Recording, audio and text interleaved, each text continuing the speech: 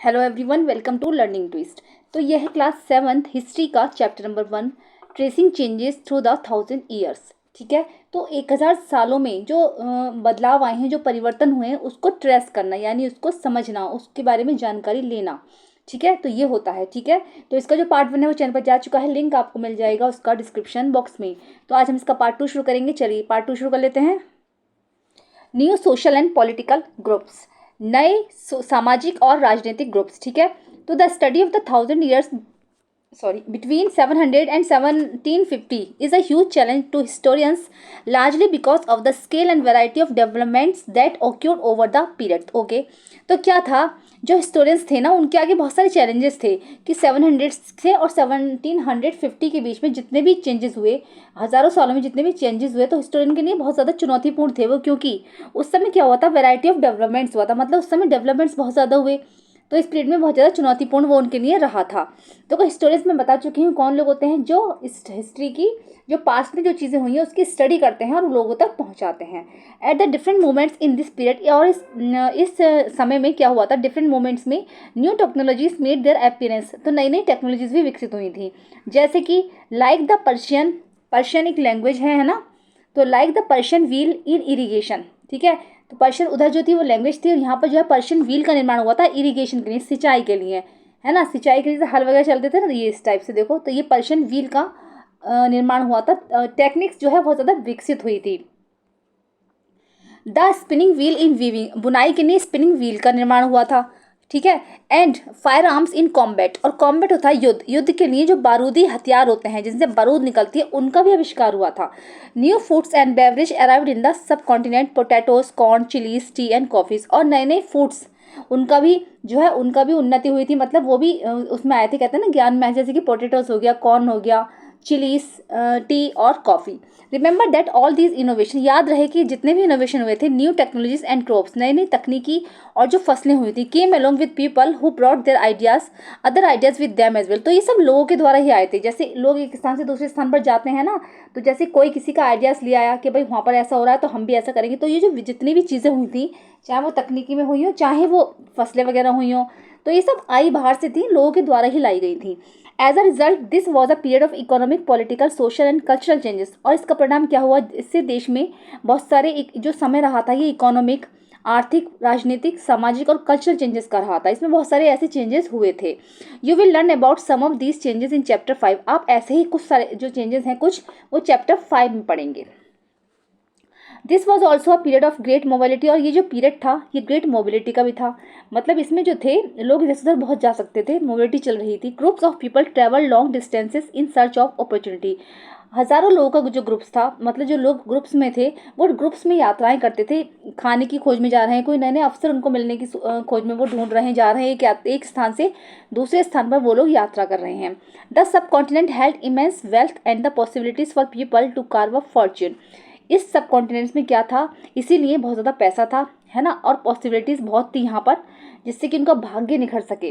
तो देखो, आपने सुना भी होगा कि जब ब्रिटिश सरकार आई थी तो वो भारत को सोने की चिड़िया कहा जाता था भारत उस टाइम, क्योंकि तो क्या है, अगर हम इस साइड से ले लें, ऐसा होता है मैप, तो तीनों साइड में यहाँ पर जो है समुद्र है, पेनिनसुला है ना, तो जो इधर के एरियाज होते हैं, जो समुद्री तट है, वहाँ से अच्छा व्यापार होएगा तो लोग यहाँ पर जाते थे, समुद्री तट से एक हिस्सा से दूसरे हाथ जाते थे और नई नई चीज़ें सीख कर आते थे और अपना व्यापार करते थे वो। तो इस तरीके से यहाँ से भी वो खरीद जो व्यापार वगैरह करते थे। और इधर नॉर्थ में अगर जाएँ, इधर ऊपर की साइड नॉर्थ में अगर जाएँ, तो यहाँ पर माउंटेन्स हैं, पहाड़ हैं, नदियाँ हैं, तो ये भी बहुत ज़्यादा, जैसे यहाँ पर सिंचाई के लिए बहुत अच्छा था, कहीं पर प्लेट्यूज थे, कहीं पर पर्वत पठार थे, कहीं नदियाँ थी, तो कुछ ना कुछ इस सब कॉन्टिनेंट से उनको मिलता ही था, तो इसीलिए भारत को जो है एक सोने की चिड़िया भी कहा जाता था। ठीक है, चलिए अब आगे बढ़ते हैं। द सब कॉन्टिनेंट हेल्ड, ये हो गया। ठीक है, one group of people who became important in this period were the Rajput, एक जो ग्रुप था लोगों का जो कि इम्पोर्टेंट था इस काल में आया, वो थे Rajput. A name derived from राजपुत्र, और जो ये नाम था राजपूत, ये जो नेम था राजपुत्र, उससे आया था। ठीक है, the son of the ruler, जैसे कि राजा का लड़का राजा होता है ना, राजपुत्र, उससे आया था Rajput. Between the 8 and 14 centuries, लगभग क्या हुआ था, 8वीं और 14वीं शताब्दी के बीच में, the term was applied more generally to a group of warriors who claim kshatriya caste status. तो क्या था, एक योद्धाओं का ग्रुप भी जो है बहुत ज़्यादा जो है उसमें आया, कहते हैं ना, प्रकाश में आया, who claim kshatriya caste status, जो कि क्लेम करते थे कि वो क्षत्रिय हैं। क्षत्रिय जो होते हैं, जो युद्ध में योद्धा होते हैं, लड़ाई लड़ते हैं, इस तरीके से। The term included not just rulers and chieftains but also soldiers and commanders who served in the armies of different monarchs all over the subcontinent. क्या हुआ था, ये जो टर्म था क्षत्रिय का, इसमें क्या थे, ऐसे सोल्जर्स और कमांडर्स शामिल थे जो कि आर्मीज़ के लिए अपनी सेवा देते हैं। मतलब आर्मीज़ में जिनकी सोल्जर्स और कमांडर्स होते हैं, और चाहे वो डिफरेंट डिफरेंट मोनार्चीज़ के हों, तो ऐसे सब कॉन्टिनेंट में शामिल थे वो। शिवलरिक कोड ऑफ कंडक्ट, इनका एक शिवलरिक कोड ऑफ कंडक्ट होता था। Extreme value and a great sense of loyalty. क्या होते थे, कोड ऑफ कंडक्ट का मतलब है इनका, जैसे एक होता है सिंबल होता है एक तरीके से, एक्सट्रीम वैल्यूर होते थे ये लोग, and a great sense of loyalty, मतलब बहुत ज़्यादा वफादार होते थे, आजीवन जो है रक्षा करने वाले होते थे। What the qualities attributed to Rajput by their poets and bards. ऐसी जो क्या था, इन्हीं की जो क्वालिटीज़ थी, जो राजपूत की क्वालिटीज़ थी, उनकी कवियों, उनके जो राज्य में कवि थे, उन्होंने भी उनकी प्रशंसा में लिखा है। होते थे प्रशस्ति पत्र जो बताती थी वो लिखे जाते हैं, तो ऐसे ही उन लोगों ने भी लिखा है। तो इनके राज्य में बहुत सारी चीज़ें थी जो बताया गया है इनकी कवियों के द्वारा। Other groups of people such as the Marathas, Sikhs, Jats, Ahoms and Kayasthas, ठीक है, a caste of scribes and secretaries also use the opportunities of the age to become politically important. ठीक है, तो एक दूसरा ग्रुप भी हुआ करता था लोगों का, जैसे कि मराठास हो गए, सिख्स हो गए, जाट्स हो गए, अहम्स हो गए और कायस्थ हो गए। ठीक है, ये होती थी स्क्राइब्स की। स्क्राइब्स होते हैं जैसे ऑथर होते हैं ना, लेखक जो लिखते हैं, तो स्क्राइब्स की और सेक्रेटरीज की, जो also use the opportunities of the age to become politically important. इस युग में जितनी भी अपॉर्चुनिटीज थी उसको यूज करते थे, जो कि राजनीतिक रूप से बहुत ज़्यादा इंपॉर्टेंट थी। समझ में आया आपको इतना? ठीक है, चलिए अब आगे बढ़ते हैं। टफ है थोड़ा सा, लेकिन आप बार बार करोगे तो आपको समझ में आ जाएगा। Throughout this period there was a gradual clearing of forest and the extension of agriculture. इस पीरियड में क्या हुआ था, इस पीरियड में जो है ग्रेजुअल क्लियरिंग ऑफ फॉरेस्ट, जंगलों की जो थी क्लियरिंग भी बहुत ज़्यादा करी जा रही थी। जंगलों की क्लियरिंग कर करके खेती को विस्तार किया जा रहा था, जैसे कि जंगलों की कटाई हो रही थी और एग्रीकल्चर को बढ़ावा दिया जा रहा था। A change faster and more complete in some areas than in others. कुछ एरियाज में तो बहुत जल्दी जल्दी चेंजेस आने लगे, है ना, जिससे कि सारे जंगलों को कंप्लीट करके खेती के लिए छोड़ दिया गया। Changes in their habitat forced many forest dwellers to migrate. उनके रहन सहन में जो है बदलाव आया। हैबिटेट होता है जो उनका रहन सहन होता है, जो उनका लिविंग होती है, उसमें क्या था, बहुत ज़्यादा परिवर्तन आ गए। इसीलिए जितने भी फॉरेस्ट ड्वेलर्स थे, जो जंगलों वाले लोग होते हैं ना, जिनके जंगल थे अपने, जब उनकी कटाई हो गई तो वहाँ खेती के लिए जगह बनवा दी गई। तो क्या था, जंगल के जितने भी लोग थे वो माइग्रेशन कर गए। माइग्रेशन मतलब वो वहाँ से चले गए, क्योंकि उन्हें वहाँ पर कुछ काम ही नहीं दिखाई दे रहा था, इसलिए वो वहाँ से चले गए। तो हैबिटेट मीन्स होता है refers to the environment of a region. एक मतलब ऐसा जो कि एक एनवायरमेंट को या फिर एक रीजन को रेफर करता है। ठीक है, रीजन मतलब जिस क्षेत्र में वो लोग रहते हैं। And the social and economic life style of its resident. और इसमें रहने वाले जो रेजिडेंट होते हैं, जो निवासी होते हैं, उनका इकोनॉमिक लाइफ स्टाइल क्या है, उनका सोशल और इकोनॉमिक लाइफ स्टाइल क्या है, ये उसको बिलोंग करते हैं, तो वो होता है habitat. Others started tilling the land and became peasant. कुछ लोगों ने क्या करा, टिलिंग स्टार्ट कर दी ज़मीन की और वो किसान बन गए, यानी कि ज़मीन को जोतना शुरू कर दिया, तो वो जो है किसान बन गए। This new peasant groups gradually began to be influence by regional markets. अब ये जो किसानों का एक नया ग्रुप जो है इन्फ्लुएंस में आया। चीफ्टेंस, इसमें होते थे चीफ्टेंस, प्राइस्ट, मोनास्ट्रीज एंड टेम्पल्स। ठीक है, ठीक है, समझ में आया। चीफ्टेंस होते थे, चीफ्टेंस मतलब जो चीफ लोग बना दिए जाते थे ना, गांव वगैरह में बनते थे, पंचायत वगैरह में। प्राइस्ट, पंडित, पुजारी जो होते हैं, मोनास्ट्रीज के, और टेम्पल्स इसमें कब्जे में आए। ठीक है, they became a part of large complex societies and were required to pay taxes and offer goods and services to local lords। तो क्या करते थे, जब किसान थे, जैसे पुजारी वगैरह हो गए, चीफ्टेंस हो गए, मोनास्ट्रीज हो गए, तो ये टेम्पल्स वालों को क्या करते थे, ये लोग जो थे बड़े बड़े जो लैंडलॉर्ड्स होते थे, उनको ये टैक्स पे करते थे बदले में। चाहे वो अपनी खेतों को सामान दें उनको, चाहे कुछ भी दें, तो उसको ये जो है टैक्स वगैरह पे करते थे। एज अ रिजल्ट इसका परिणाम ये हुआ, significant economic and social differences emerged amongst peasant. किसानों के बीच में जो थे सोशल डिफरेंसेस आ गए। ठीक है, some possess more productive land, others also kept cattle. कुछ जो थे इसमें किसानों में क्या था, दो तरीके के लोग थे। देखो हर ग्रुप में होते हैं दो तरीके के लोग, तो इसमें जो कुछ तो थे बहुत ज़्यादा अमीर थे, कुछ जो थे बेचारे गरीब थे, जिनके पास अपनी लैंड थी तो वो तो बड़े बड़े लैंडलॉर्ड बन गए, है ना, प्रोडक्टिव लैंड थी। अदर्स ऑल्सो कैप्ट कैटल, और कुछ जो थे वो जो अपने पास मवेशी रखते थे, पशु वगैरह रखते थे। And some combined artisanal work with agriculture activity during the lean season. और क्या करते थे, कुछ बेचारे जो होते थे लीन सीजन में, जब खेती का काम नहीं चलता था, तो किसी और के यहाँ जाकर जो है ये सब काम करते थे, मतलब मजदूरी पर, दिहाड़ी पर करते हैं ना, तो ये उनके यहाँ करते थे। तो ये बेचारे छोटे तबके के लोग होते थे, और कुछ होते थे बड़े बड़े अमीर लैंडलॉर्ड। ठीक है, तो ये सब किसान थे। किसान दो ग्रुप में बढ़ गए थे। as society became more differentiated, people were grouped into jatis or subcastes and ranked on the basis of their backgrounds and their occupation. जब ये जो दो चीज़ों में बटे, दो ग्रुप में बट गए, तो लोगों में क्या हुआ था, लोग रैंक के हिसाब से बट गए। जैसे कुछ जातीज में बटे, कुछ सबकास्ट में बट गए, अपने बैकग्राउंड के हिसाब से और अपनी ऑक्यूपेशन के हिसाब से कि वो क्या करते हैं, कैसे करते हैं। तो इस तरीके से लोग ग्रुप्स में बटते चले गए। रैंक्स जो थी इनके इंपॉर्टेंट हो गई, जैसे कि अमीर लोग हो गए जिनके पास बहुत ज़्यादा ज़मीन है, जो अच्छे खाते पीते हैं, तो वो हाई रैंक के हो गए। और जिनके पास ज़मीन नहीं है, जो दूसरों के खेतों में जाकर काम करते हैं, मजदूरी करते हैं, तो वो जो है लो रैंक में आने लगी। Ranks were not fixed permanently, ranks जो थी वो फिक्स नहीं थी, परमानेंटली हमेशा के लिए नहीं होता था ऐसा।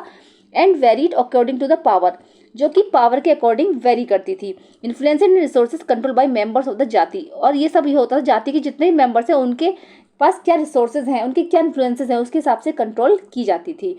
The status of the same जाति could vary from area to area, और जाति का जो स्टेटस था, सेम जाति का जो स्टेटस था वो एरिया टू एरिया वेरी करता था। मतलब जैसे कहते हैं ना, इस एरिया में इस जाति के लोग रहते हैं, इस एरिया में इस जाति के लोग रहते हैं, तो इस तरीके से लोग वहाँ पर रहते थे। चलिए आगे बढ़ लेते हैं। Okay, jatis frame their own rules and regulations to manage the conduct of their members. Jatis के अपने रूल्स और रेगुलेशंस होते थे अलग, उनके जो मेंबर्स होते थे वो अपने अलग रूल्स और रेगुलेशन देते थे। This regulation were enforced by an assembly of elders described in some areas as the jati panchayat. और इनमें क्या होता था, जो बड़े बुजुर्ग लोग होते थे, असेंबली के मेंबर्स जो होते थे वो बड़े बुजुर्गों को बनाया जाता था। उनकी अपनी रेगुलेशंस होती थी, उनकी जो रेगुलेशंस और रूल्स होते थे वो दूसरी जाति के जो लोग थे उनको मान्य होते थे। तो इस तरीके से जाति पंचायत काम करती थी। कुछ एरियाज में जाति पंचायत भी होती थी। But jatis were also required to follow the rules of their village, लेकिन जो जाति होती थी वो गांव के जो रूल्स हैं, जाति पंचायत तो बन गई है अपने ग्रुप में के, उनके अलग अलग रूल्स और रेगुलेशन है, लेकिन ऐसा नहीं है अगर जाति पंचायत बनी है तो जैसे गांव में जो रूल्स हैं उसको भी उनको फॉलो करना हो। जाति पंचायत के जो लोग थे वो गांव के जितने भी रूल्स होते थे उनको फॉलो करने का अधिकार उनके पास था, उनको फॉलो ही करना है। Several villages were govern by A Chieftain, और कुछ गाँव में क्या थे, चीफटेन भी हुआ करते थे। Together they were only one small unit of, इसीलिए क्या था, जो ये जो जाति पंचायत थी, जाति जो बनती, जाति और कास्ट के जो लोग थे, कुछ गांव में क्या था, ये पूरे स्टेट में एक जो है स्मॉल यूनिट बनकर रह गई थी। मतलब जाति बटी पहले अलग अलग, फिर वो जात पंचायत में बटे, तो जाति जो लोग थी वो एक स्मॉल छोटी सी एक यूनिट बनकर रह गई। ओके, चलिए आगे देख लेते हैं। रीजन एंड एम्पायर, ठीक है। Large status like those of the Cholas chapter 2 में आप पढ़ेंगे, तुगलक्स चैप्टर 3 में है, और Mughals chapter 4। Encompass many regions, तो इनके पास जो है बहुत सारे रीजन्स थे, ठीक है। कौन कौन से थे, चोलास चैप्टर 2 में, Tughluqs chapter 3, Mughals chapter 4, encompass many regions. A Sanskrit prashasti, see chapter 2 for an example of a prashasti. Sanskrit प्रशस्ति चैप्टर 2 में आप देखेंगे, एग्जाम्पल है प्रशस्ति का, उसमें एग्जाम्पल दिया हुआ है। प्रशस्ति होता है, प्रशस्ति में मतलब लिखी, जैसे कि राजाओं के सम्मान में अगर कोई चीज़ लिखी गई है, उनके राज्य में जो कवि वगैरह होते थे तो वो प्रशस्ति लिखते थे कि किस राज्य में कैसा होता है, उनका बढ़ा चढ़ा का उल्लेख करना प्रशस्ति कहा जाता है। Praising the Delhi sultan Ghiyasuddin Balban 1266 से 1287 तक इनका कार्यकाल चला।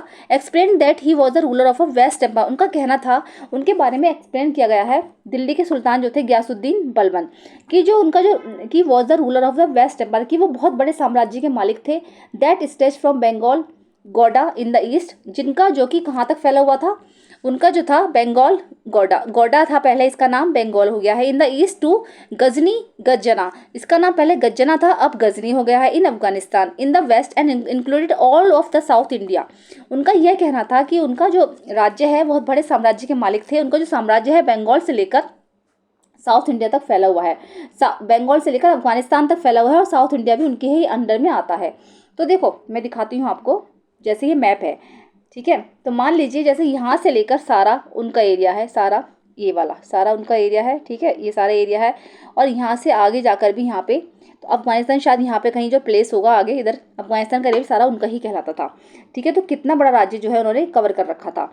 People of different regions Gauda, अलग अलग क्षेत्रों के वहाँ लोग होते थे, जैसे Gauda Andhra Kerala Karnataka Maharashtra and Gujarat. Apparently fled before his armies, मतलब वहाँ के जो लोग होते थे गौडा आंध्रा केरला कर्नाटका महाराष्ट्र अलग अलग रीजन्स के लोग थे वहाँ पर, तो अपारेंटली फ्लैड बिफोर हिज आर्मीज, कहा जाता है कि उनकी आर्मीज से हर कोई डरता था। हिस्टोरियंस, ओके,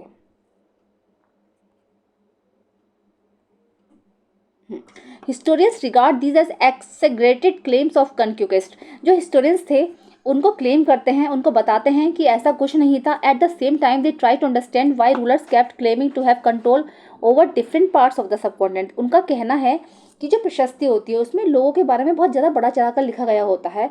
उनका कहना ये था कि कुछ ज़्यादा ही बड़ा चढ़ा कर बताया गया है, ऐसा कुछ नहीं था कि इतना बड़ा जो साम्राज्य था उनका नहीं था।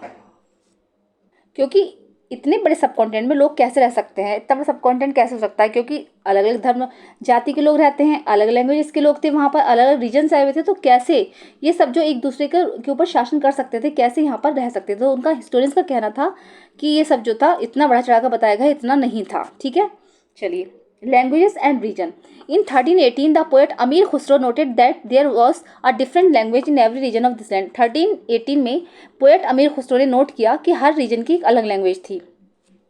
ओके, जैसे कि सिंधी लाहौरी, लाहौर में सिंधी, पाकिस्तान में है लाहौर तो सिंधी बोली जाती थी।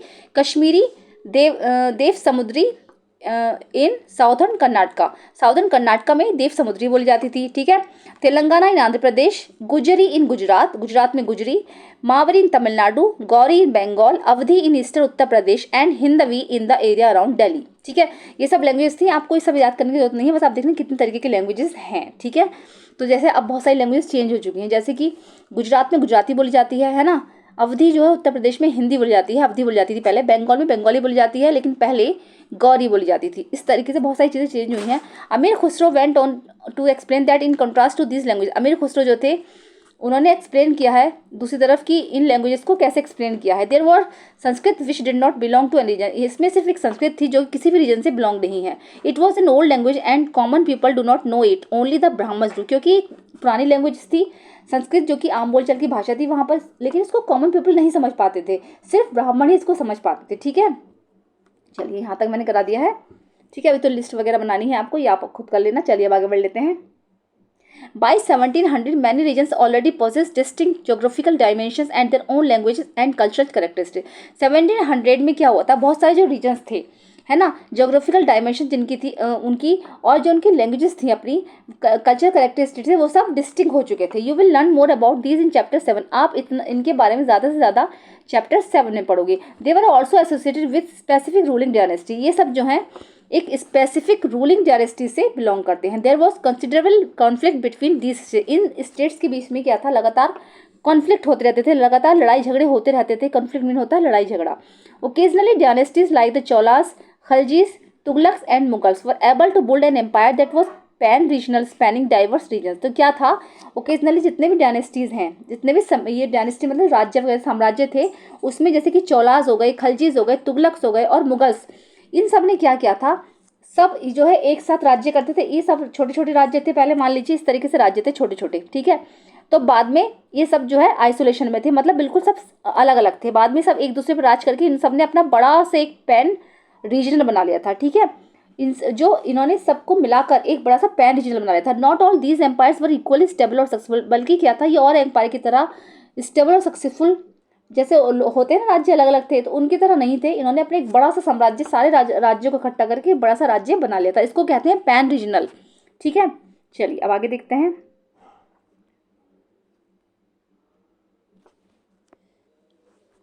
When the Mughal empire decline in the 18th century, जब 18th सेंचुरी में मुगल एम्पायर का डिक्लाइन पर आया, जब वो अंत होने लगा, इट लेड टू द री एमर्जेंस ऑफ रीजनल स्टेट्स, तो जितने भी रीजनल स्टेट्स बने थे इनका दोबारा से निर्माण होना शुरू हुआ।